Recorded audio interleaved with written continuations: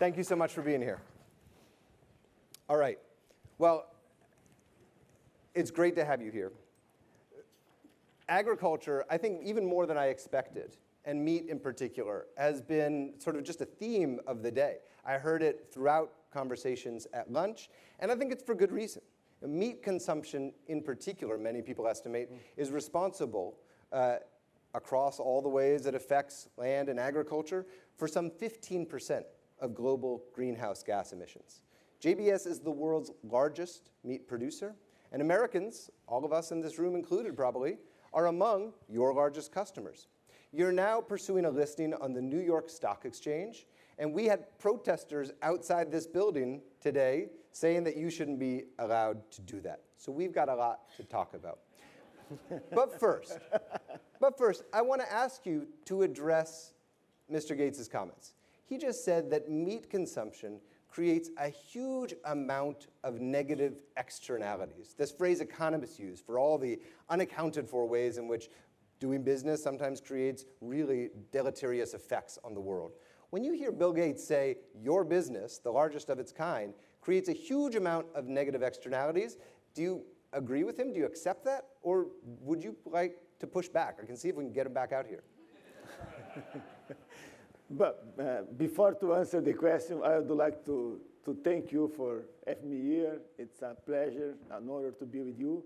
And I'm very pleased that agriculture is now part of the conversation. And I was born on a farm. And I strongly believe that the farmers are part of the solution for the climate. In our company, JBS, we have an agent of the transitions. We can help a lot in these transitions. Okay.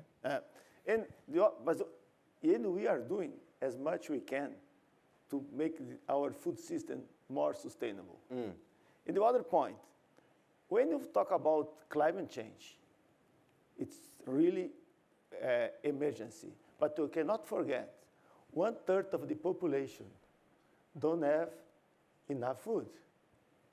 It's difficult for someone to think about climate change when they are hungry. We need to tackle the two things together. And what I strongly believe that sustainability should be good for the people and good for the planet. Should be more. We cannot have excuse. I've talked to you about the premium product. Yeah. I'm not excuse to increase price. I think we need to be a product more sustainable and more affordable. Okay, well, let's talk about all of that in detail, point by point. Let's start with this issue that I think is on the minds of so many people, including the activists I was speaking with this morning, which is the issue of deforestation. Researchers say that as much as 90% of deforestation in the Amazon rainforest is linked to the cattle industry. JBS, as the world's biggest meat packer, is the most exposed of the companies to that very deforestation. So can you tell us, as you talk about trying to make the company more sustainable, what are you doing to make sure that the cattle you buy is not coming from newly deforested land? David, this is a big issue, and no one can solve it alone. This is the only solutions from this deforestation in Brazil is to have a national mandatory traceability system. Then we can track individual by individual animals. Then you can assure. It is our priority to do that. But we don't have so far the national program for traceability. What we are doing, first, we are zero tolerance from deforestation. We are monitoring an area more than Texas and Oklahoma together. And we have blocked 16,000 farmers. They are not in compliance with our policy. And does that mean you stop buying from them? Exactly. We stop buying from them. And, but stop buy from them is not the solution, because this guy will be find another way back to the food system, probably with someone that is less standard than us. What we are doing that? We are put 16 green office, and now we are stand to 20. What is this growth is? We are office in the land, and we talk with these farmers. Oh, you are blocked because we have this problem. Let us to help you to become to compliance. And we are working on that. And so far, we have 6,000 farmers. We are able, with this green office, being back to legality. It's not small, because when you talk about number of cows, you talk about 2 million cows. This is a huge. And the other thing, we have put a blockchain to get information from the indirect suppliers. And till now, we have around 50% of the indirect suppliers in the blockchain. And we give the information for the University of Wisconsin, and they make a calculation and show if when we are full in this blockchain, we can track 97% of our beef. Let me just try to clarify. When you talk about a national traceability program, is that something that you believe should be regulated, that should be the law in Brazil? Exactly. So just so I was a business reporter for 15 years, so I'm always amazed when CEOs call for more regulation of their own industries. That's what you're doing right here. Exactly, because if you have a national program, it's the only way to solve. Because if you're not we can have one company here do the job, other company, but if you have national, is mandatory. We have the information. We can track all our supply chain. You can be guaranteed that no deforestation in the supply chain. As you prepare for the listing on the New York Stock Exchange, people, and I don't need to tell you this, investors in particular, expect transparency. I believe there's one important number, though, that JBS has historically not released, and that is the number of animals that you slaughter every year. Is that something that you're prepared to release? And if not, why not? We are a transparent company. It's important to say. We release our information for our emission, Scope 1 and 2, for more than 13 years. 13 years. Yeah. It's a voluntary release of information. And all of this information is our annual report. What we are doing is to make an assessment now to calculate all of the emission in the Scope 3. This take time, because Scope 3 is not just from one company.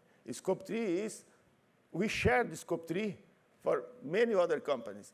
Probably, most part of you is part of our Scope 3. And then it will take time to get this. When we have all of the informations, we will be releasing informations. Okay. Well, let's stick with Scope 3, and I want to come back to the number of animals. But if I understand it right, in 2021, in your sustainability report, you actually did disclose your Scope 3 emissions. But then this past year, 2022, you did not. What accounts for that change? Why did you start reporting Scope 3 and then stop? No, because the Scope 3 is the challenge to make the calculation. Even we count some external support from a consultant company to help us to make the calculation of Scope 3. Till now, something we not know how to calculate. That because of that, we are hard work now to get these informations. And we first identify the Scope 3. We need to identify the Scope 3, clear who is a part of the Scope 3. Then the second, identify emission by emissions, and then make the action plan. But our action plan is not easy to do. You are a huge company. We are present in more than 20 countries. And the action plan from salmon in Tasmania is different for chicken in US or chicken or chicken in Europe or in Brazil or pork in Brazil. The plan should be doing grow up, not top down in this. And then we are working on that, and we are so confident that we are doing a great job on that. And we pledge to be net zero in 2040 and not 2050, because we recognize the emergency of that. How does that even work? I mean, how do you get to net zero emissions with a company like JBS? Is that even possible? Do you honestly believe that a company like JBS could get to net zero emissions 17 years from today? I really believe that. Does that include carbon offsets? No, we don't count on carbon offset. Okay, so what does that look like? How are you possibly going to do net zero emissions with all the animals that are slaughtered by JBS, the amount of food that they require, the amount of fertilizer that land requires? Walk me through it. What does that look like? But this is a good conversation because we need to discuss how we are share our scope 3. I'm not doubt about scope 1 and scope 2. We already, just talk energy, we have already 48% of our energy is renewable energy. Okay. 48. In some countries like Brazil, we have 75. Okay. That scope 1, scope 2, I'm very confident. Scope 3 is a challenge. Because, why is a challenge? I thought challenge because we need to understand how we share the scope 3. Right. Because someone sell for me this month, sell for the other company next month, or the other month for the other. Who will be account the scope? Each one will be count the same. Sure. Will be third. Sure. It's a complicated math problem, no doubt. But let's just stick with this exercise of trying to understand how a company like JBS might actually accomplish this. Because even if you completely have renewable energy, even if the scope 3 is minimized because you're sharing the load, it's still the case that you're going to be producing emissions just through the basic processes of agriculture and animal livestock, right? There's going to be a net emissions there. Where does the emissions reduction, where is the carbon sink in JB's operation comes from that's going to allow you to actually get to net zero? No. But the big part come from the farms. And because I say, at the beginning, I'm very glad that, that agriculture is part of the discussion. Because we have today in the world 110 million acres degraded. If we bring this land back to the life, we give more health land, then we provide biodiversity on that. This will be produced more, and you'll be sink carbon, not lose carbon from the atmosphere. Just give you an example. There is another example in Brazil. We have rotation. We have integration. We can have farm, we can have livestock, we can have trees, you can have production of grain. If you put together, you can produce 40% additional food, and you are kept carbon, not emit carbon from that atmosphere. I mean, that sounds like regenerative agriculture. Is that a term you accept and say you're going to do? Exactly, but not regenerative agriculture. It's a diversification agriculture in the same land. Okay, it's both together. This 2040 claim, though, you just said that JBS has pledged to be net zero by 2040. That very claim was deemed misleading by the National Advertising Review Board, and they asked you to stop making that claim, and the company said it would do it. So I guess I'm curious, why is it that you're here continuing to say that JBS has this target when the company has said it would stop making that claim based on the national advertising? It's not exactly stop to say, but why we put the claim to be net zero 2004? Why the claim we can do 2050? Why? This is important to understand the intention of what we did things, what we believe is important to do things. When you put that, we have a vast supply chain. We give a clear message for our vast supply chain that this is the way that will be work. Well, each one work with us should be work to connect your plan to our plan for to be net zero. And this is what we are doing. We are so confident that we are doing the right things today. And we are working on that. We will be released. As soon as we have all the calculation of scope 3, we will make clear, transparent, everybody can know, not just the plan, but how will we get there in each one of the stage. I want to take a moment and just invite the audience and those on Slack to share their questions. If the QR code is up there, you'll be able to submit a question. We'll try to get to a couple of them. Last fall, JBS closed one of its U.S. plant-based businesses while starting construction in Spain of a lab-grown meat facility. And I wonder how you think about the future of meat alternatives going forward. It sounds like you're making some bets, but pulling them back, but then going sort of long on other technologies. Do you believe that there's a real future for this part of the industry? And at the end of the day, might it actually reduce meat consumption and meat emissions overall? No. First, we are focused, the main focus we have is to transform our food system more sustainable, more resilient, and more affordable. This is the main effort we are doing now, to make our current food system produce more and more affordable. Because I mentioned before, we have 1/3 population that food insecurity. You need to transform our system. Of course, we are investing in technology. I invest in technology. We are the leader in Netherlands in plant-based. We have 3 plants there. We are a good presence in the UK and Germany. We have the leader in plant-based in Brazil. This is the fact. We are investing in plant-based. So, the case of you mentioned US, because US we prepare for one demand, and the demand is not exactly we prepare. We need to rethink in the way that to enter in the market, but we still push the plant-based market. That the other things, we are investing in biotechnology. We are building in Spain a cultivated meat, or another you call cell multiplication. We are building, I believe, one of the largest commercial facility. Will be ready in 2024. It's not a pilot plant. It's a commercial plant. And we are starting Brazil, and exactly the same, a new plant for cultivating meat in Brazil. We are investing all of in new technology. And our idea, our focus is to bring to the customers all the options.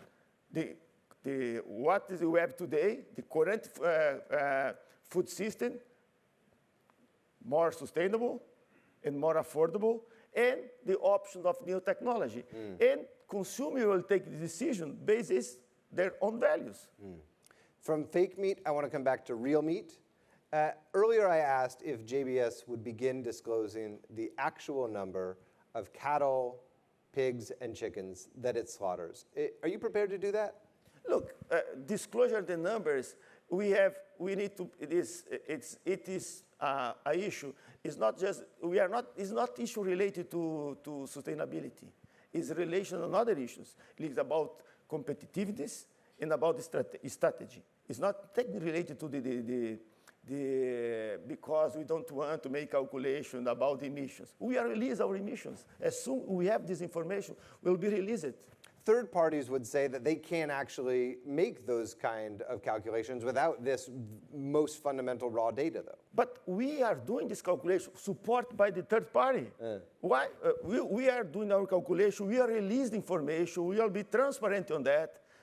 But we need to protect our own information, the strategic informations. Before we go to an audience question or two, we're at a moment, and this came up in an earlier conversation, where we are approaching peak human civilization. In the next 50, 100 years, we're probably going to be north of 10 billion people on the globe. More and more of those are entering the global middle class. More and more of those people expect to eat meat. And this is not just about feeding them, right? We had a delicious, mostly vegan lunch downstairs today, so not everyone has to eat as much meat as some might, though they might like it.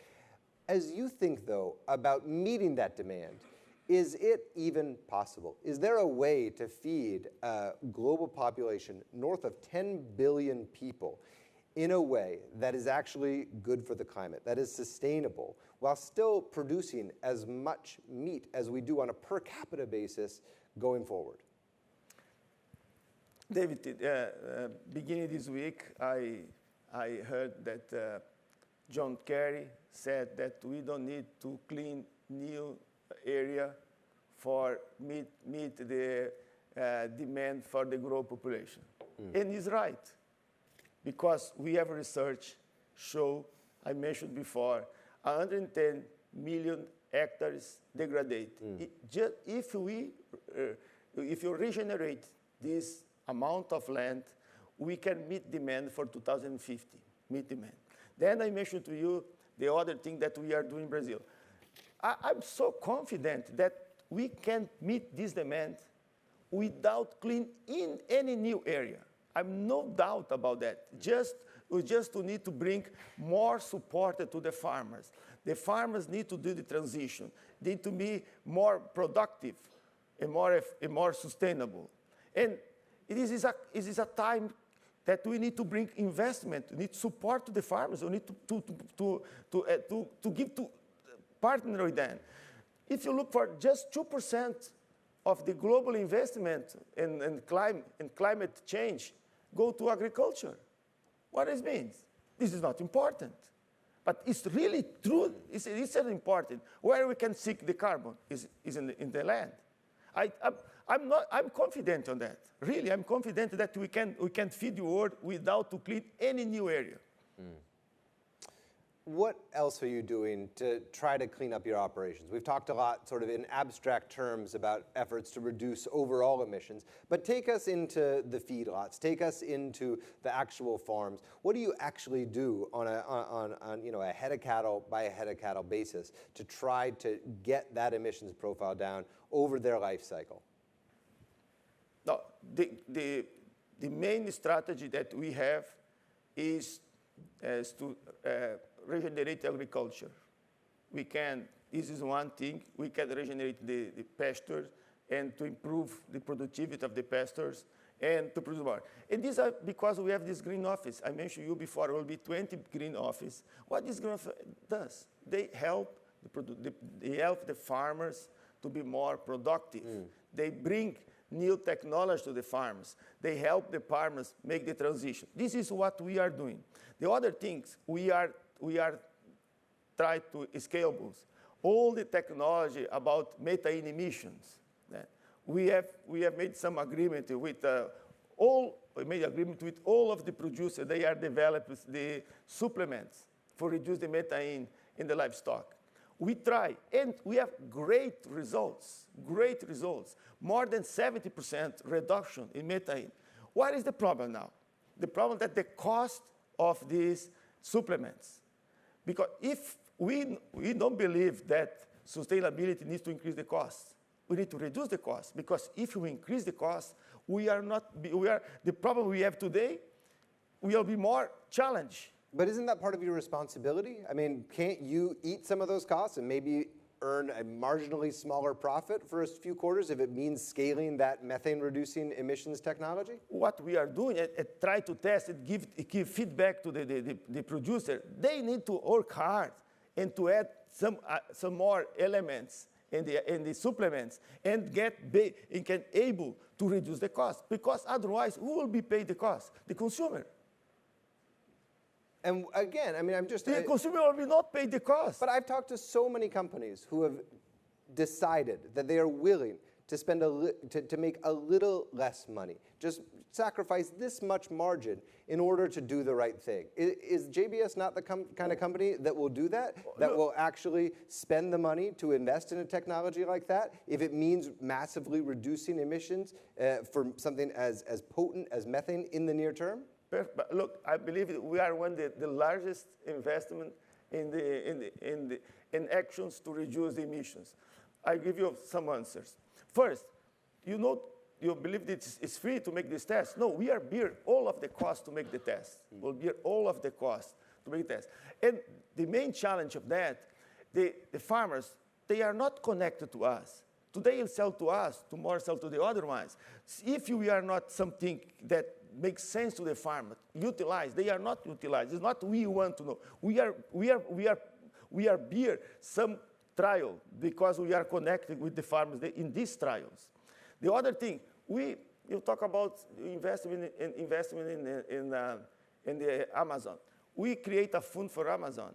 And this create a fund for Amazon is not for our direct suppliers, from the smallholder that live in the region.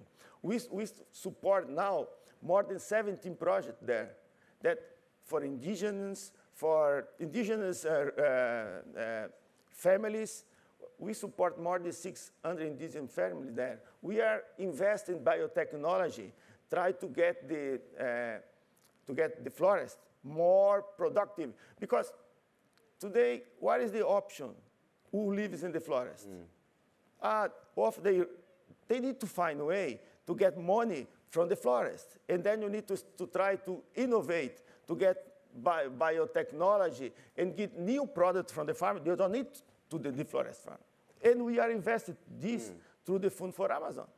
Well, you get a sense of the enormity of the challenge, the enormity of the problems at hand, and the complexity that it's going to be required to try to make progress on them. Gilberto, thank you for your time. Thank you.